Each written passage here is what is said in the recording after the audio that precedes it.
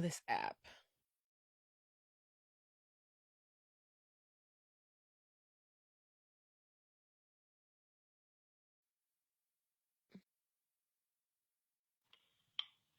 Okay, there's Wrong way. you. We got one. CB was here and then it kicked her off. I don't know why. Mm. Oh, oh, okay. Look at us. We One made more. it. We can do it, guys. We can Yeah, do I don't know it. why. It just kicked you off, CB. I don't know what happened. I know, and then I saw like a Um, playback of it for a second, and I was like, "What? Am I talking? Am I not?" Oh my God, what is happening? No. It's okay. I Hey, can ride through Delaney. the tech issues. Don't worry. Everybody, yeah, have a little bit of deja vu, Delaney. Yes, we're here again. Hi, Delaney, baby. Happy Taco Uh, Tuesday, everybody. yeah, it's gonna be one of those days, it looks like. It will submit to our power. You will. You will. So is everyone having a good day? Yes. How are Oh you, my my dear? God, it actually worked. Yes. That wasn't Four too bad. successful squares. We're all living right, people. We are all doing the right thing today. I don't know what's going on, but we're gonna We'll take take it. it. We're gonna take it. All right. Well, I was just asking how everybody's doing today. Everybody having a good day?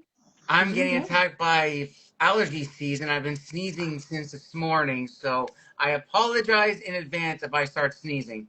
Please don't apologize. That is totally fine. You cannot do anything about that. So, welcome, you guys. We kind of had to. We've gotten a lot of indie authors and people that wanted to be a part of this show, and so we decided to do a little double up, do a little couple of team ups. For some episodes so we could get as many of you guys on as possible. So we want to, you both kind of have a little bit of a fantasy background. So we wanted to kind of stick people together as much as we could Hmm. um, that were kind of in similar genres. So if you don't mind, just kind of introduce yourself and tell us a little bit about your author journey and what you've got going on. So I'll let CB go first.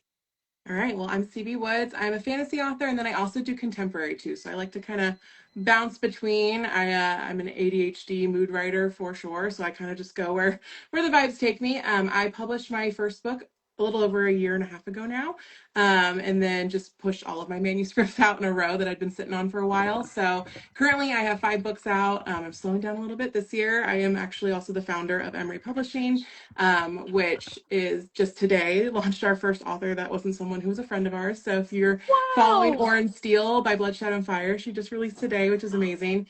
But yeah, so nice. I'm releasing my stuff. I'm releasing other people's stuff. It's been a really good time. That's amazing. Congratulations. Congratulations. Yeah, Wow. That's so, well, what a great day. That's so awesome. it's been a great That's day. a Yeah. great day to have you on. I was All like, right, the Gabriel. 28th seems familiar, and I couldn't figure out why. And I was like, oh, big day That's for fine. all of us. It's perfect. I love it. We can push it out there to everybody so they know Yep. what's going on. So, okay, Gabriel, tell us a little about yourself. Well, my name is Gabriel. Many people know me as the Wandering Scribe on YouTube. Deanne is no stranger. She's been featured a few times on the show. I write historical fiction, historical fantasy, alternative history, a little bit of sci-fi, and a little bit here and there. I've written 4 books now. My first book was published in 2023 and my follow up in the same year. My next book was published in 2024. My fourth book has been published in 2025. And I'm currently working on book 5, which I have been calling Project Failed Quest. It's a samurai epic. I don't want to give too many spoilers, but running for a long time. And I actually did my first major festival event here in Southern California. That's where I'm from, at the LA Times Festival of Books, which was amazing. Sold 15 copies out of 60 books, which Nice. isn't too bad. That's great. Fabulous. Everybody's doing so. This is a Congrats. great day for everyone. I love that. I love Yes. it. We're all celebrating. This worked out so good. Well, it's so great to have you guys here. And again, I really want to get as much out about both of you because my friend Delaney absolutely is in love with CB Woods, and so It's mutual. she is the best, and she just loves you so much. And Dee is such a fan of yours, Gabriel. So this is going to work out so good just to have you guys kind of tell us what's going on. Awesome. So, can you tell us a little bit about your podcast, Gabriel? Absolutely. So my podcast is called Tales from the Wandering Scribe. I began it about, I want to say many, many years ago on Audible, not Mm-hmm. Audible, Spotify, sorry. Mm-hmm. And then, it was generally just, a way to keep busy during the pandemic and everything. And then it slowly started building, slowly started getting momentum.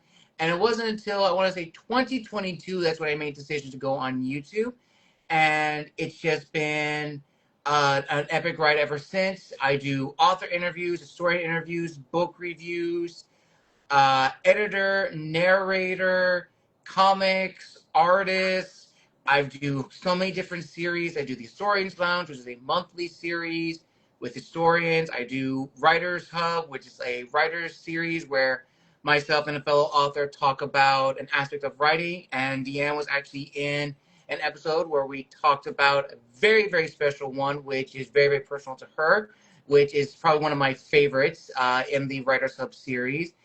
And she also, fun fact, is the probably the only person I've had on the show that did an inverse interview where she got to interview me on my own podcast. Nice, nice. And now here you are on ours, being interviewed again. Absolutely. So, what what's your favorite part about your podcast? What do you enjoy doing the most? Ooh, that's a good question. That is an absolutely good question. The favorite thing I love about doing the podcast is this getting a chance to meet new faces, learning about who the person is beyond their books or beyond their writings, their poetry, and just see who they are and just build great friendships along the way. Yeah, I, I agree completely. That's awesome. Yeah. So, what came first, podcast or books? What did your writing journey, how did that interconnect? So I was writing around the time of the pandemic, and I actually not published, sorry. I wrote all of my books in their rough draft form, literally within, I want to say, a year of each other on Inkit, posted them there, and yep, just to keep busy. And then from there, in the midst of that, just started, talking with friends on Anchor and Spotify, doing little casual fireside chat interviews, nothing really formal or scripted. But as I started getting momentum and a lot of people were very interested in who I was interviewing, that's when I made decisions like, okay, I'm actually going to build upon this. And right now I have 400 subscribers. I've interviewed over 200 plus authors. I've had about Amazing. almost close to 100 historians, almost 30 industry experts, which range from publishers, editors, narrators, and voiceover artists. It's been quite a journey. And then 600 people on my newsletter on LinkedIn. That is That's amazing. awesome. Wow, Gabriel. That's really great. So that's all you have been you really you're that you've really made your podcast into something that people want to see and wait for. That's amazing. That's so cool. So it's kind of amazing to me how much creativity came out of the pandemic. Like Hmm. every everyone I talk to either has origins of, well, I'm just going to sit down and write because I literally have nothing else to do. Or like all of the narrators I've talked to were like, well, it was finally that push. I didn't have another job. So I was like, I'm just going to do what I've been thinking about doing. And I think it was that like really impetus for so much creativity for so many people, which is, I guess, a good thing that came out of it. I mean, obviously it was not the best of times, but there No. have been some, it was definitely not. But there have been some wonderful artistic things that have come out of that period of time. So I think that we're only just beginning to see all of the stuff that's coming out of that period. So, CB, what about you? What about your author journey? How has it come about? Yeah, around probably COVID, somewhere in there. I had a couple kids, so it's like all black hole of It's like all what blurry. happened. Somewhere around there. But I was writing a lot. I've been a career marketer. I've always been a writer. I did a lot of like blogging back in the really height of blogging days, if you Hmm. remember, like the Friendster era, that kind of vibe.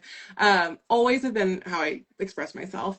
But yeah, around COVID, probably I kind of took it a little more seriously. I had a pretty big loss in my life. I lost my mother in 2019, Mm. and writing just became a really good vehicle for processing a lot of that. I wrote my first ever book. It became a book. It was not a book then. It was it was kind of a mess, but it was in like a meltdown of like a 2 week period of like I just have to get all of these thoughts out. And I found that really healing. It sat on a shelf for a very long time. And then a couple years later, I wrote my first fantasy book after getting really back into fantasy. I think I have a similar journey to a lot of readers where, especially the millennial women readers who, started with, like the ACOTAR journey, for all that kind of brought back reading back into my life. And I was like, I think I've got a story that had lived in my head somewhere. Started putting it on paper, did the whole traditional querying route. I lived in that world for a very long time. I ended up getting a small press offer, and I had never seen a publishing offer before. And it was kind of overwhelmed by the timeline on it. And it was going to be, so summer Yeah. of 2024, the book would not have come out until next year. So that Yeah. blew my mind. And the royalty rate was low. And I was like, I'm a marketer. I can do this. I've got friends who are editors. I know people Absolutely. in this space. I'll just give it a run. And so I ended up hooking up with an old friend of mine who's an editor, Erin. She's done all my books now. And at the time, I didn't have much of cash to throw at it. So we kind of worked out a royalty share situation. She really had a lot of faith in me, and I thank her for that every day. Perfect. So we did it that way. We put out the first book. It went pretty well. I think last year we sold like 3,000 copies of it in the first year. So really Wow. exciting. Amazing. Yeah, so exciting. And we did that all without Amazon. So we actually decided to not use KDP or Amazon in any of our publishing. We sell Mm. everything direct and wide. So you can find So me on much everything but respect. Amazon. Yeah, So it was much respect for scary. that. It's very scary. It's still very scary sometimes, but we decided to just give it a run. I think there's an appetite for that. I say that with the caveat that there are very few options for indie authors. Amazon is the only 100%. accessible option for most people. I'm very Yeah. fortunate that I know how to build a website. I know how to work Shopify. There's a lot of skill gap that Right. people can't just easily overcome. But yeah, we did it the first book, and we thought maybe we can scale this to other people. I know there are other people in the industry who really want to publish a book. They don't want to be in the querying trenches forever. They want to be indie, and they want to have more control over their cover, over their Yeah. storylines, over their Hmm. distribution. So we're kind of just working in that manner right now, where we're building a profit share model, basically, that no one pays up front, so it's not like a hybrid or a vanity press or anything like that. But we're all putting our passion in up front and hoping that will all pay off on the back end. And so far, it's been a really good journey. So I've put all my books through Emory the same way. Now we've got a couple other authors signed. We're signed through like 2028 with people. So we're just kind of building a new path. It's a little uncharted. It's a new lesson every week, but it's been really great. That is absolutely amazing. I love that you're offering people an alternative to, the mainstream or the main ways that everyone feels like they have to do this. I don't feel like there's an alternative. Totally. So offering people an alternative, and especially in this current climate, is amazing. And Yes, wow, definitely. give you so much credit for that. And I know that's not easy. I know it's hard work. No, but So it's been so that's, rewarding. So yeah, absolutely. I bet. I bet. Yeah. So Gabriel, what about your books? Like what's your favorite part about your stories? My favorite part about my books is just the amount of the world building and the characters that I get to introduce. And Deanne knows this. We have talked many a times about characters and stories and everything. Like she actually loves like some of the characters that I have written, and I just love how I'm able to create just these incredible works where honestly I'm like, how did I even do this? Like, okay, I'll give you an example. I actually have it here. Here's actually my first book, The Gathering. If I had So to give a cool. pitch to this is Magnificent Seven meets Lord of the Rings in a fantasy alien world. That is literally the best way to describe That's a great way to describe it, and that's very it. intriguing. I love that. Yeah. Uh, It yeah. was a great book, and that was honestly, fun fact, I actually attempted to write that back in my undergraduate. I got almost to the end, never finished it, shelved it. Pandemic hit. I needed something to do. Had the old story, rewrote it, and got it edited twice. One by my friend and fellow author Kim Applegrim from South Africa, and also edited again a second time by editor who's now my current editor and fellow author Lori Ball. That's awesome. Dee, what do you think about Gabriel's stories and characters and everything? Where you sounds like you were pretty impressed. Yes, I am very impressed, and then also I got my husband onto the books as well, because he loves that type of genre, and I'm a big historical buff, so like having the different type of, you know, archetype lines, and it takes you out of the real world, which I love that. I love getting Mm-hmm. out of the now. But Take me especially the away. character development. Yeah, the character development is absolutely fantastic. And it just kind of sucks you in and you really feel for the characters. I love when you can kind of like just you adopt the characters and you're like, ah, they're my friends. Like I don't you follow the storyline with them and just feel all the feelings. Yeah, your background with historical, and you were just like you guys were really kind of a perfect fit to kind of help each other out. So that's really great. Absolutely. Um, yeah.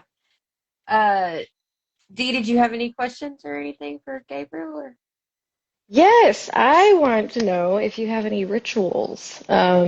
So, when it comes to writing, do you have a specific spot in your house that you have to write? Do you have a candle or a certain tea that or drink that you have to have? socks you have to wear?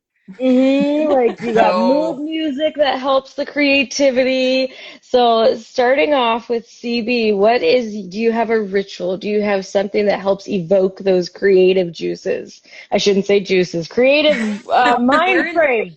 we're in the romance space, Dee. You can't say juices. Just It's stop. forgiven. We don't talk Well, about I juices. do. I have a few rituals. I think I kind of have like three modes. Like my first one is when I'm feeling like really serious. If I'm like really in a drafting phase, I tend to I try to keep to drafting to like a 2 month period where I'm really heads down on it, and that's kind of more my actual structured ritual. So in the morning, I had a day job up until last week. I'm actually transitioning out of that, so this might change a little bit now that I have more time. But typically in the morning, I like to write when I'm fresh off. Like nighttime I can write a little bit, but morning I like to come in, cup of coffee. Before I do anything else, I open up Dabble and I try to just bang out as many words as I can. I'm very music driven, so every book has a specific playlist, and that playlist is usually on repeat. I'm sure my friends and family are sick of it, but it's on repeat in my car. It's on repeat when I'm working, and just so I stay in the right head frame. And it's funny because like I go back now and I'll listen to the playlist for the first or second book, and I'm instantly right back there. That's kind of my first mode. Second mode is I'm a mom. I've got two small kids. We're always busy, but I've got like a little free write that I will bring with me, to whatever room the kids are in, and I can kind of just hash out screen free, which I really like. And then third mode, I like writing in public. I feel like if I'm in a coffee shop situation, I just feel like pressure to be working and get it done. I kind of need the body doubling around me, so I enjoy being able to go to kind of a new setting. I've got a local shop here that's open late too, which is really nice. I'm on toddler time most of the time, so it's good to after bedtime be able to go and grab a little, I would like to say decaf. It's not. I should drink decaf after 8 p.m., but yeah, I like a public kind of just heads down writing sesh too. Heck yeah, that's awesome. Especially the music. Like it's nuts how music can just be associated with like certain characters or chapters or events and you're just Yeah. like you just get in the zone and like I don't know about you, but sometimes like I'll hear a song and I'll be on the treadmill and then I will have like an action scene come to my head and then I'm like, yeah. And then my little arms are moving and my husband's like, what the heck are you doing? We are in public. And I'm like, He's marching into battle. I got some stuff, okay? And I'm just like, Just yeah, choreographing, no big yeah, deal. Fine. yeah, it's just sailing my arms. Don't judge me. But Gabe, what about you? So definitely I was very much into reading and listening to music while I was also writing as well. But now my routines become very what's what I'm thinking of? It's become very like organized. Like I have it on like my phone that 9 o'clock I begin to wind down and just, get ready. 10 o'clock, that's when I write every night. 11 o'clock is when I read at like the 10th hour. I usually set on my Apple Watch. I usually do either 20 minutes or 30 minutes of writing or rewriting. And I do that every day if I can and read. And yeah, that's kind of what my ritual is. And it's been working so far. And ultimately, my goal with this ritual is to get my next book out within a year. And as Deanne also knows this very well, it takes me about almost a full year to write just, one full book. And that includes getting it edited, getting a cover already made. Like it's a very, very, very long process. And, just like Deanne, I've also listened to battle scenes as well. I even have said this on my own show numerous times. I have listened to battle scenes just for the sound of swords clashing, arrows being loosened into the air. And my default is the Robin Hood with Russell Crowe beach scene at the final end of the movie, Chronicles of Narnia, the final battle, as well as Prince Caspian, the castle siege, and the final battle, and any Lord of the Ring scene as well. I mean, fair. Those are all epic battles. So I think you nailed it. Yes. Are you good? You want to go? You got any more? I do not at the moment. Okay. So, CB, I'm gonna give you a couple of Delaney's questions here because she's very interested. So she would like she would like to ask you how you came up with the ideas for not only your fantasy books but also for Fine Fine Fine, because she absolutely loves that book, and so she wanted to hear as whatever you can say about it as possible. Sure. She's so sweet. I know. I'm excited to talk with her book club about it this week too. Oh, I Fine know. Fine Fine is very close to my heart. It's a story about a girl who has lost her mother and a boy who has lost his father. He's kind of way deeper into the grief process than she is, so he's kind of her guide through that. So I feel like that's pretty close to, like, those ideas really came from my own personal life. I lost my mother in 2019. We lost my father-in-law about 18 months later. So I feel like, my husband and I kind of went through very similar processes there, but so different. I think grief looks so different for everyone. And it's not often represented in books. I feel like you kind of get its backstory. Like, she's already, you start at the book and it's 10 years later. You're already or whatever, through and it. it's Yeah. it's like, oh, by the way, my mom's dead. And like, that's such a main plot point in my life. I don't like that it gets kind of sidelined. So I wanted to write something that really highlighted what that's like, what it's like to be still in the process, but still moving forward, like living your life, and nothing stops. It's the hardest part. So a lot of that book is just a lot of my heart too. It takes place in both Phoenix and San Francisco. I'm from Phoenix, but I used to work in San Francisco. So it's a lot of places that feel really familiar to me, just kind of feel like home. I'm seeing her in the chat of her new questions too. I love that question. As I'm talking about ideas, I'll go that one too. Anything with music, that girl is on it. Yeah. I have a whole playlist. I have all my playlists I can share too, but I have, for that book in particular, I think Champagne Coast, for some reason, as I was editing, like, that was just on repeat. Something about the vibes of it just really, really caught me on that one. For my fantasy series, very celestial based fantasy series, right now there are 2 main books in the trilogy out, and then there's kind of 2 side stories that are out. Like I said, ADHD mood writer, so I kind of have to move around the world and explore as I go. You gotta strike while the iron's hot. If it's up here, you gotta put it out. Yeah, and for readers, or else I'll never get it done. But that one really came from, there was like one scene in my head that had been in my head, like, even in college. I was like 19 years old. I just had this like very like climactic ending scene. It's the second to last scene in the second book in the series. So if it's out, people have read it, but it lived in my head for so long. I don't want to spoil it, but I needed to put it somewhere. And I think that idea I don't know where it came from. And I think it's kind of like you're saying, Gabriel, with your books, just like, where does it come from? Like, am I observing some sort of alternative universe? Sometimes it feels like I'm just like reporting on someone else's like whole world. But yeah, I'm a very, I love astrology. I love our planets. My whole world is built on our planets, so they're all different courts. So there's like the lunar court, the solar court, and then all of our planets. So I just like that kind of stuff. I find it interesting. So I found ways to kind of weave it all in together.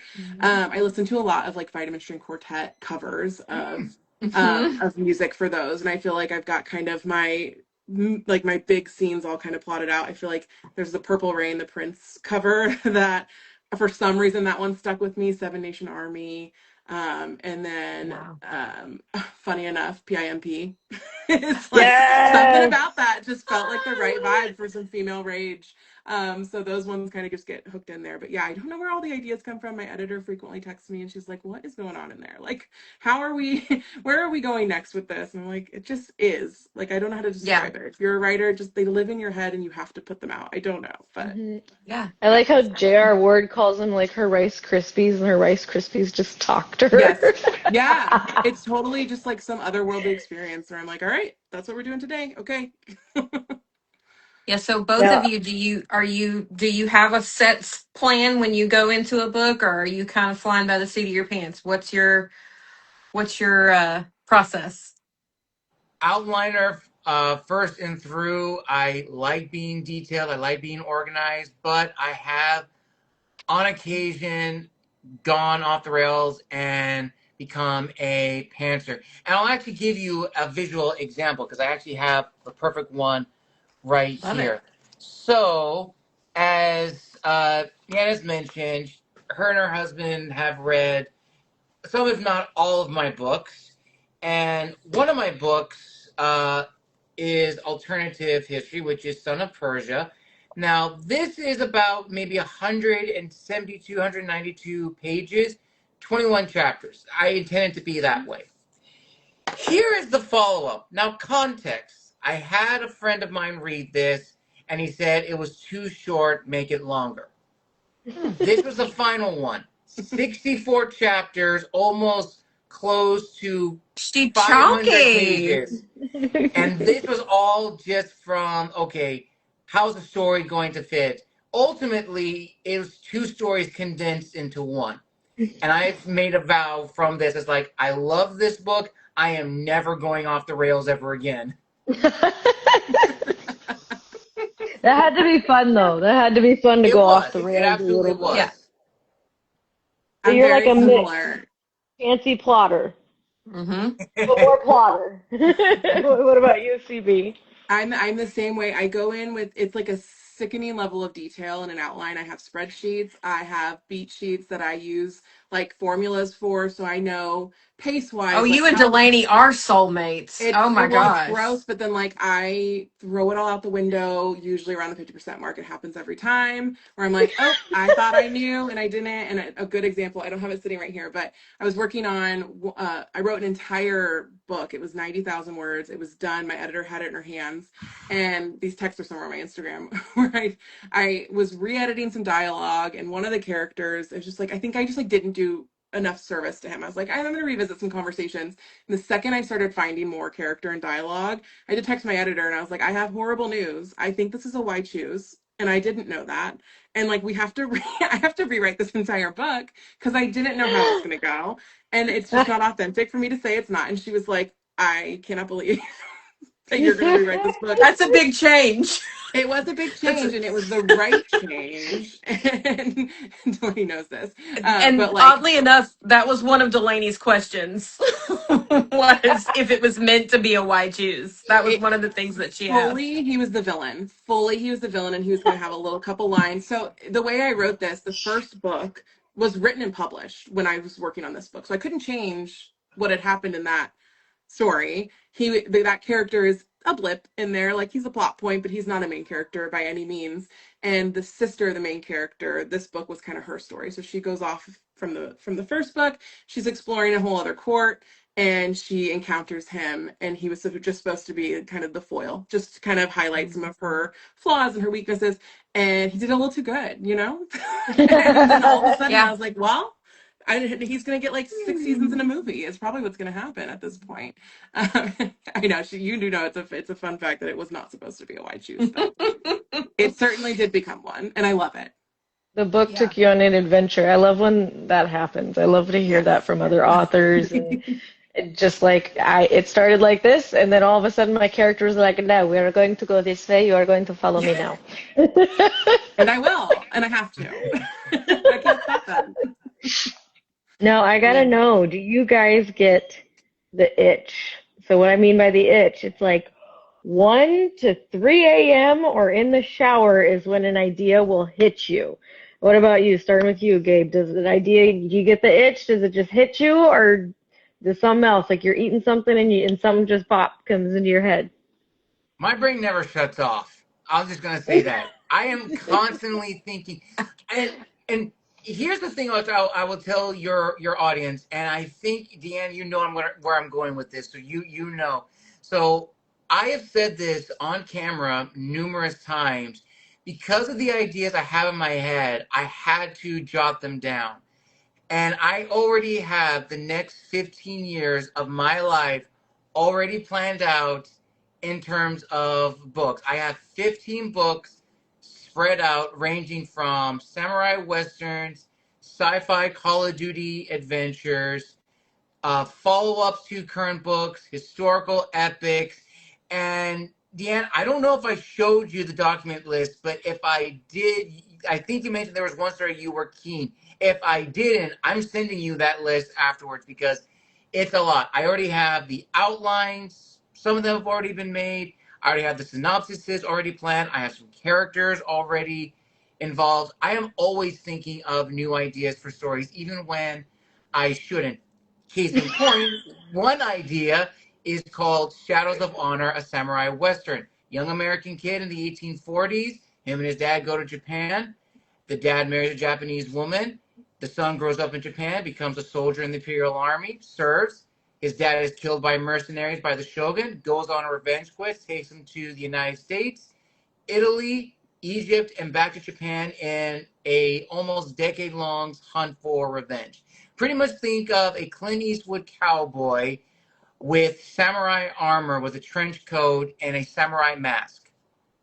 That's awesome. Love it. I'm so Love proud it. of you. That's pretty amazing, Gabriel, that you have that much just kind of going around in there all the time. So I could never, like, you guys, okay, I am the non-writer in this. You guys and your stories and how you come up with things and like it's all up here. I don't understand. Like I can't even remember what I ate for breakfast. So I don't know how you do it. But yeah, that's just me. What about you, CB? Yeah, I I mean, saw you nodding your head. So do you have a 15-year plan too? I hope it doesn't take me 15 because but it's probably could. No, my notes app is like a scary place. My editor's always just like, I saw you working on, like, she'll look at my tabs when I post anything. She's like, get out of that because like there's so many, Yeah. and I need to complete the trilogy first. That's my next goal. My current work in progress is not in the trilogy. It's a completely separate thing, but that's okay. We've learned to love how my brain bounces. But yeah, I feel like I've got, and I think Delaney has seen kind of the layout of, I've got probably 9 or 10 books in this whole universe that I would like to do eventually, one for each planet. So we've got Pluto done. That means I've got 8 more to go. And I know Pluto's technically not a planet, but this was before. And so they're all out there. They're all loosely inspired by the mythology based on their names. So like I have plans. I know I'll get there eventually. But yeah, and then that's just that world. The outside of that, the random ideas, the one-offs are never ending. Mm-hmm. I'm so Delaney's excited. excited, as you can tell. Oh Especially with yeah, I know Neptune. she is. So what comes first with you guys? Is it your worlds or your settings or is it your characters? What pops in for you first? And you can go first, Gabe, if you'd like.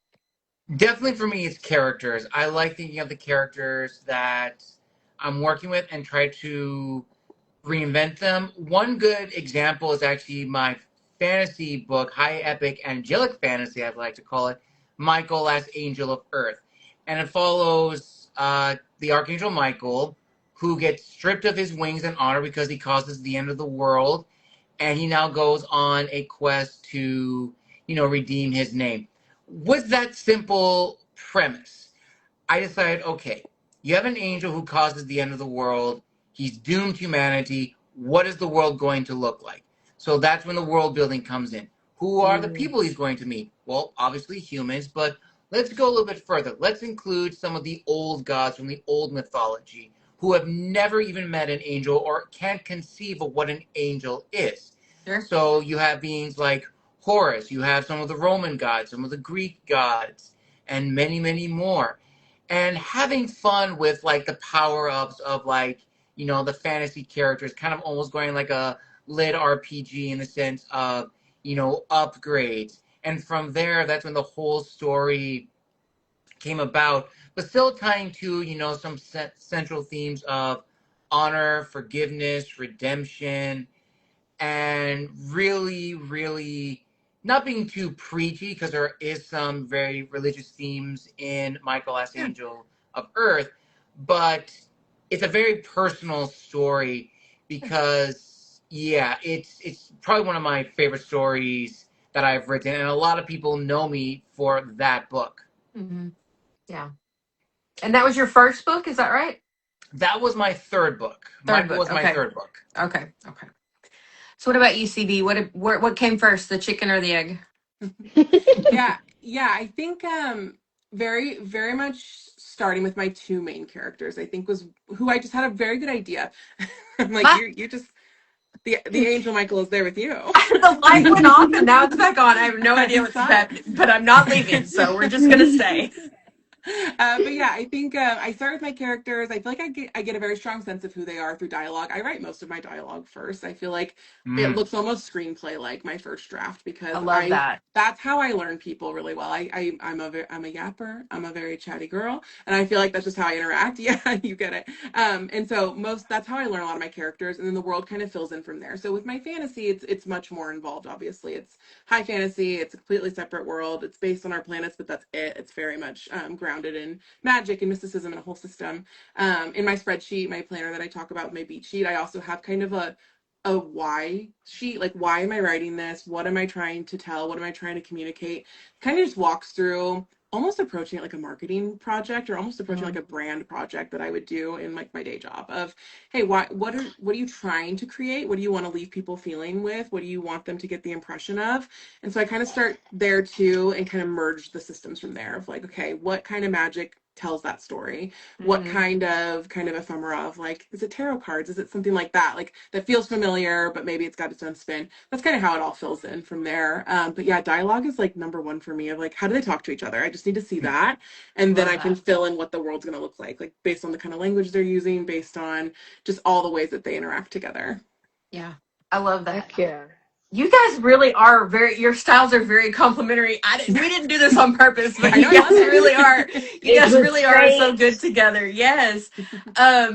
So Delaney obviously loves your audio, CB, but she wanted to know if you have any future plans for audio, and then Gabe also, do you have any plans for audio as well? So Yeah, we're still exploring with audio. We're experimenting and learning. Obviously, since we don't use Amazon, we've kind of got some workarounds figuring stuff out as far as deliverability goes. But Delaney, you've used our system with BookFunnel and it seems to work really well. We're also on every other platform but Audible.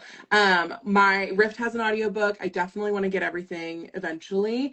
Part of the important part of Emre for me is we kind of move at the creative's pace. So my narrator that does my fantasy, like when she's ready and able, we'll get that project going, but we're not kind of racing toward it. I definitely want, we have other audiobooks coming out for other authors too who have found narrators who kind of fit our vibe. So we'll have lots more audiobooks eventually. We're still kind of learning that yeah. whole system. I personally really struggle with audio. I think I just have my sister and I can't decide if I need like a hearing aid or I have a processing disorder, but there's something going on. So like listening to audio back and trying to edit too is difficult for me. Oh yeah. So I move really slow through it as well. But Yeah.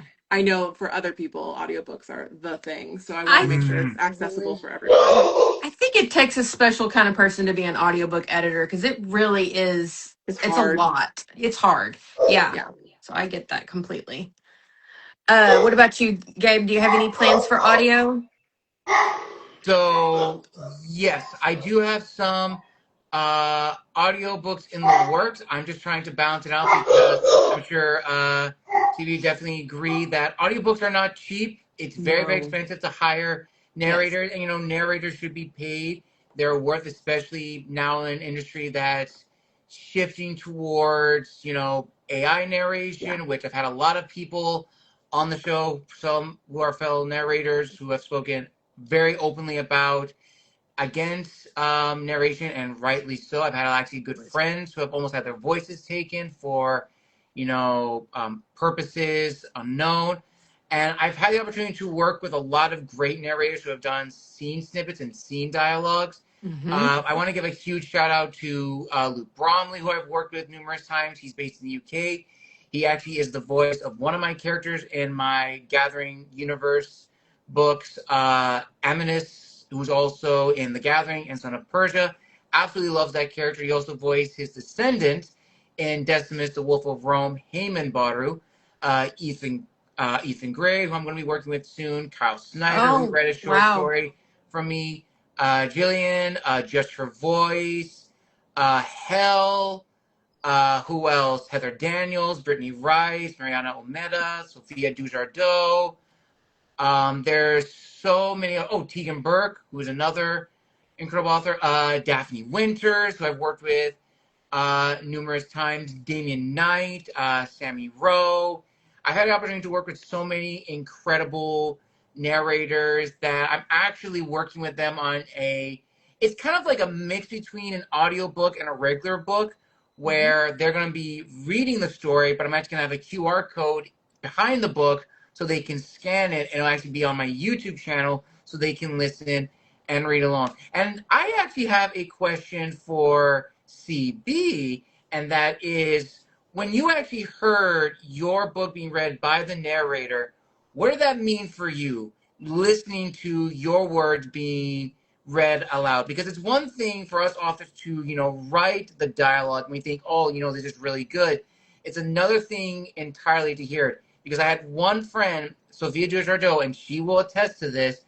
She read a scene from Aminta, Son of Persia, live on Instagram at the time. It was like a soft love scene, nothing spicy or anything like that, but just really very passionate. Yeah. She cried.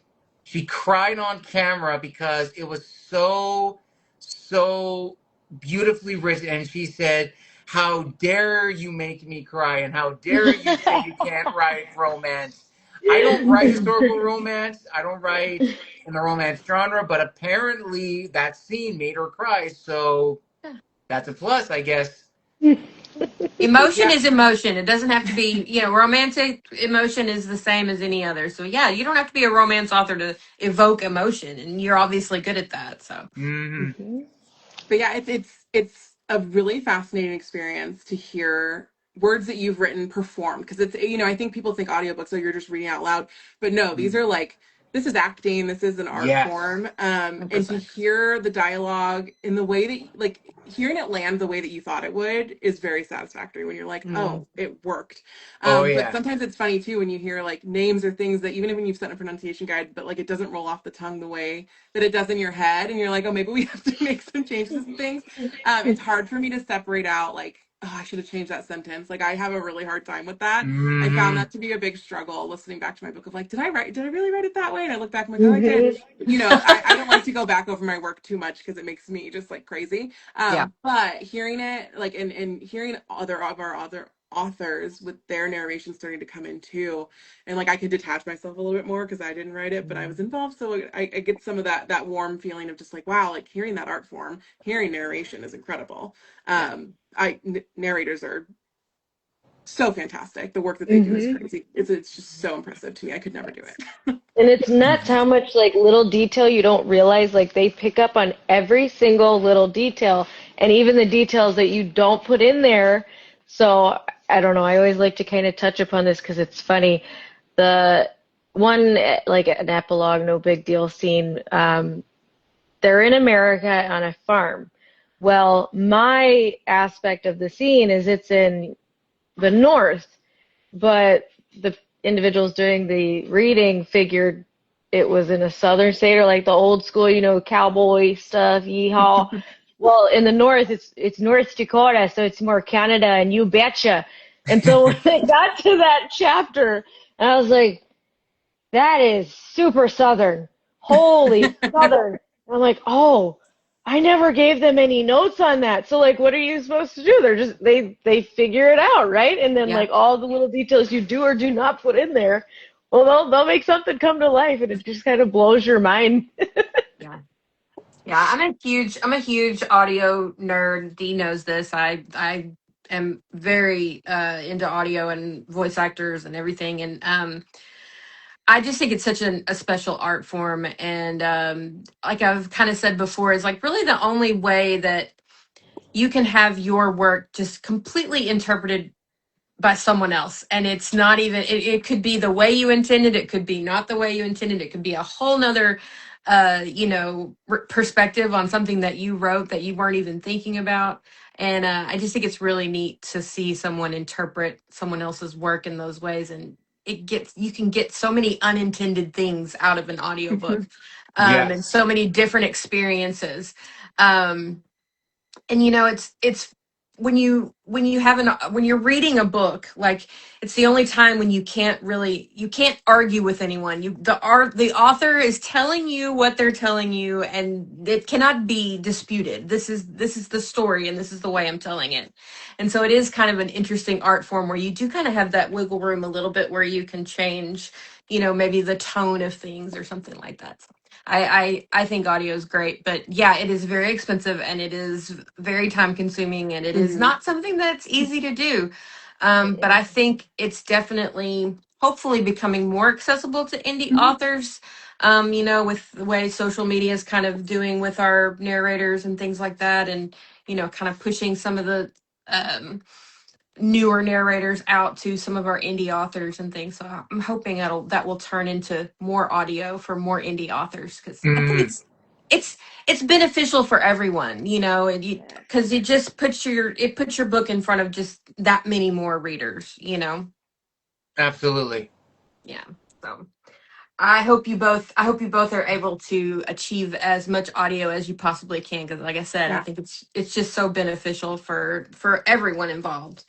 Um, So, are you guys review readers? Do we read reviews? Yes, and Uh, I'm not ashamed of it.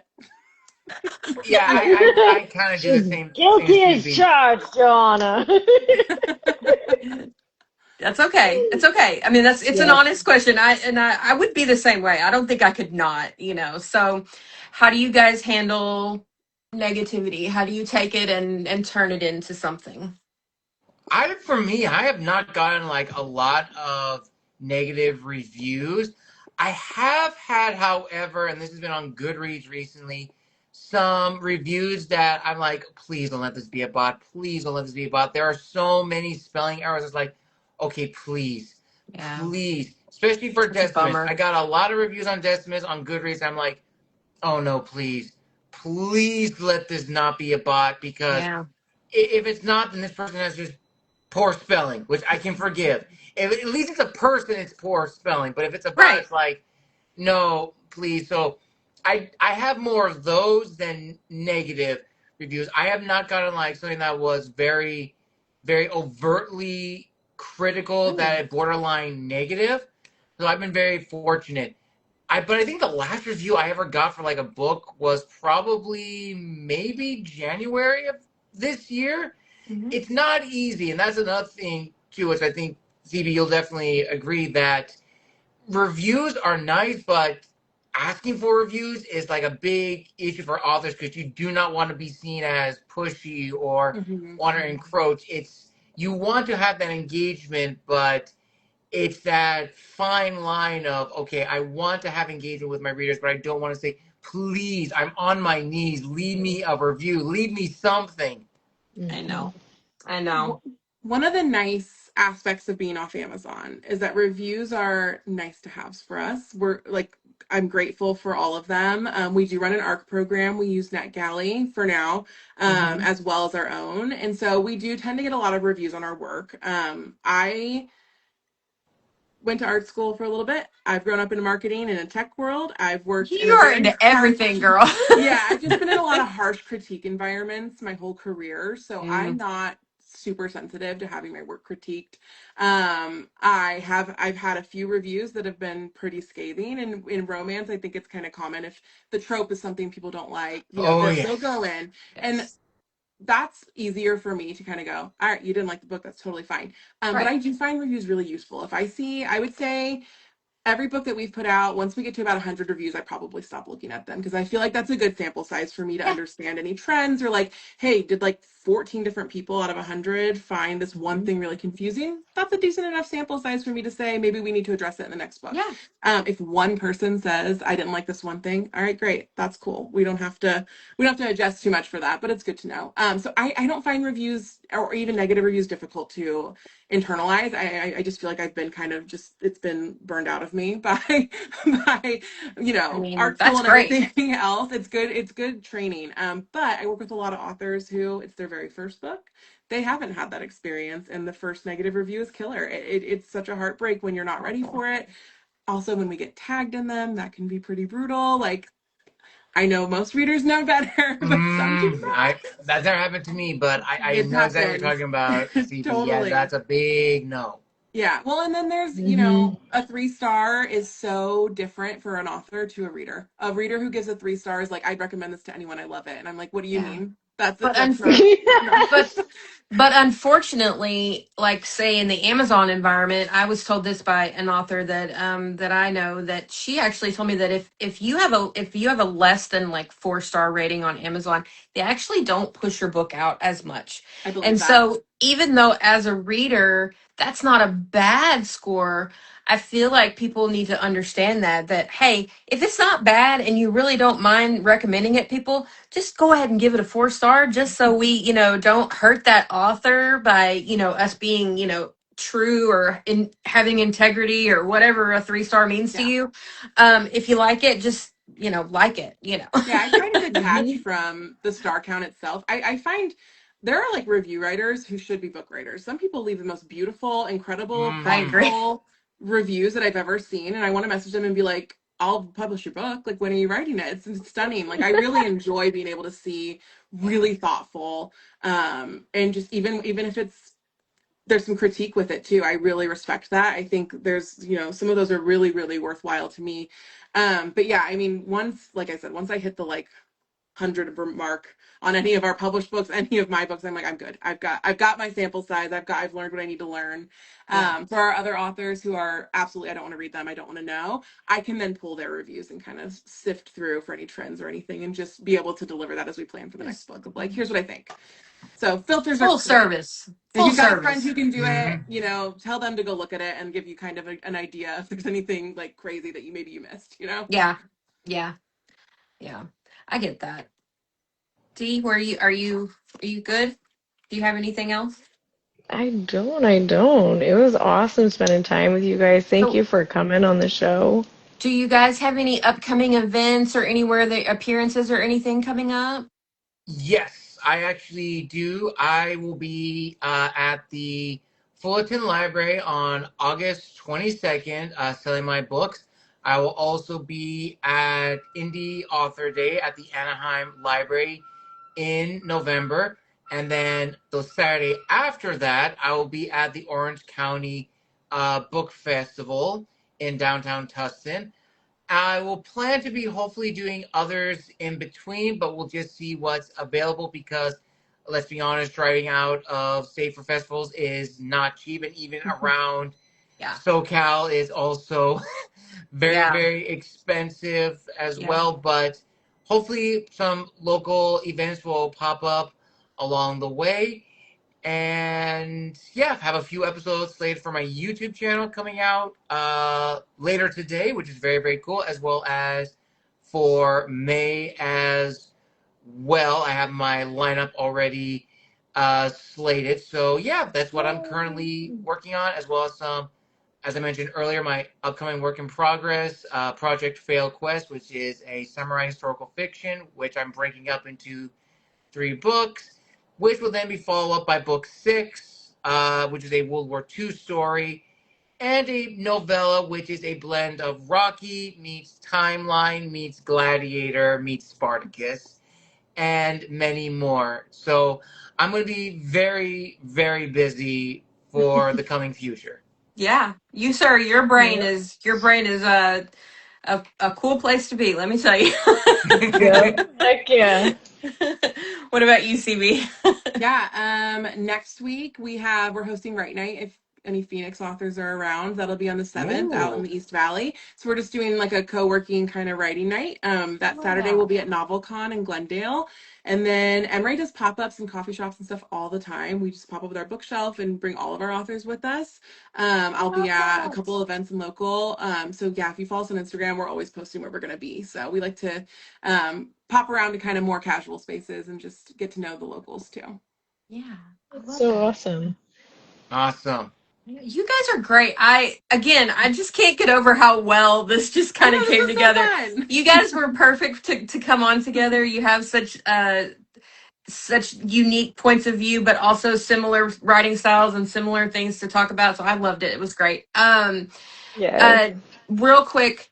So what do you have next coming up, CB? Like, what should we be looking out for? Yes. Okay. Two things. I am re-releasing the Living Quartz Book One as a Quartz Between Stories. So this is news for Delaney. Sorry, this is a surprise. I'm just renaming the series because it doesn't quite on a bookstore shelf. I finally seen them together. It confuses the reading order. So that's getting a slightly new cover. A little bit of a change there. That's coming out later this summer. I have a children's book that is based in that world that my daughter, my 6-year-old, helped write with me. That's an Aww. illustration right now. So that'll be out toward the end of the year as well. And then I don't want to give a firm date because my editor will kill me, but sometime early next year, we'll have Jamie Phases out, which is going to be a little experimental in format. So it'll be 8 novellas that are all related to each other. So it's like watching an episode of TV. I'm going to release them each week. So it'll be kind of like Very cool. it's kind of a mix between Summer I Turned Pretty and kind of like 2006 emo vibes if you were So Ooh. there, Ooh. so contemporary. yeah, contemporary Are they going to romance. be like interconnected standalones, or are we talking? It'll be kind of like watching a season of a show. So it's the same characters the whole time. It takes place in both 2006 and 2026. So imagine like the Summer I Turned Pretty, but she married the wrong brother, and now 20 years later she's divorced and is What? reckoning with the brother she kind of left in the dust. So That yeah. sounds fun. Oh. Ooh, I Yes, like Delaney that. is the one you commented on. Lainey's like, what? There's character art. She's ready. It'll be She's really mad at fun. me because I scooped her. See, you told me something before you told her, and now she's gonna Yes. hate me for the It'll rest of be the day. fun. I'm actually custom building out a MySpace page right now that I'll be posting the Ooh. chapters to. So it'll be all kind of like old school. It's not gonna be mobile optimized or anything. Like I kind of want to make it like a desktop experience Hmm. leading up to the release. So it'll be really fun. That is so That's cool. Gabe, cute. Gabe, who's your next guest? So, okay, so today I actually had the author of Lady Justice and the Sisterhood of the Crones. I actually had her on today. I had Veronica McLaren, artist and owner of Serena Arts. I had her on today. And then, literally the hour before, I had young author Catherine, who is now possibly going to be the new youngest author featured on The Wandering Scribe. Her best friend and Wandering Scribe alumni, Tatum Carrington, held the record for the youngest author to be featured on the channel. She was still in high school at the time when I interviewed her. So I have one last guest for April, which is tomorrow. She's a narrator. And then I have my first guest for the month of April is Dustin, who is going to be on the show in a little special spotlight. I have quite a few returning guests for the month of May. All of that will be in my newsletter coming out on May 1st. So if you want to know all about that, that'll be on my LinkedIn, which you can find on my website at wonderingscribe.com. I have to emphasize wondering because wandering was already taken by somebody else. So I have to Of go course. and say wonderingscribe.com. So that'll have all of my social media. And I did want to say this to all the viewers, and especially to the Wandering Scribe community who is watching this. if you are looking to be featured, I give my seal of approval to the two lovely hosts of this incredible interview series. And yeah, if you want to be featured here, highly recommend them, highly reach out to them. And this is actually to a specific two people, Nathan and Elias of Bookbase. You got to have these two lovely ladies on the show. You will not be disappointed. Or vice versa. That's so Thank you, nice. Thank you Gabe. so much. That's very appreciated. You sound as busy as me, dude. I got your guest list is about as long as mine, so I get it. Trust me. Well, Deanne knows, like, she knows, like, how many guests I usually have. I don't stop working. I currently have, like, maybe, like, almost close to, like, 500 plus videos. My goal is to get to 1,000 videos by the end of the year. Deanne knows this by heart. Like, she knows, like, how busy that I typically work. I think I usually have at most, like, maybe 20 people a month on the show. So I am constantly busy, constantly working, constantly writing, and just trying to stay busy. And hopefully, if everything goes according to plan, Project Failed Quest, the first book, should be out this year. I don't want to give it an exact date, but it's going to be out this year. It's So, exciting. yep, can't wait for that. That one's going to be really, really fun. That's awesome. Heck You yeah. guys are killing it. You've got so much stuff coming out. You're making things happen. You got a freaking publishing company. You've got a super great podcast and lots of books coming out. You guys are amazing. So thank you so much for being here and sharing yourselves with us. And I know your biggest fan is in the comments here, and she's so glad that you came. And we do appreciate you. And thank you so much, Gabriel, for saying such sweet things. All right, so I guess we're done here. But everybody go follow these two lovely people and follow their writing journeys and pick up their books. They all sound amazing. And me and D will be weekly now. We are going weekly, so we're going to have a lot more shows coming to you guys. So here we go. I got 3 a week now. Awesome. And I So will just say one final thing, really absolutely. quick. The one guest you definitely need to have, because I would die laughing, is Amara Wynn. If you guys have not had her yet, oh my gosh, she is so funny. She is so witty. You guys would have an absolute blast. And you guys need to be featured on her show and like a double feature. Her and another guest who was also on the show last month.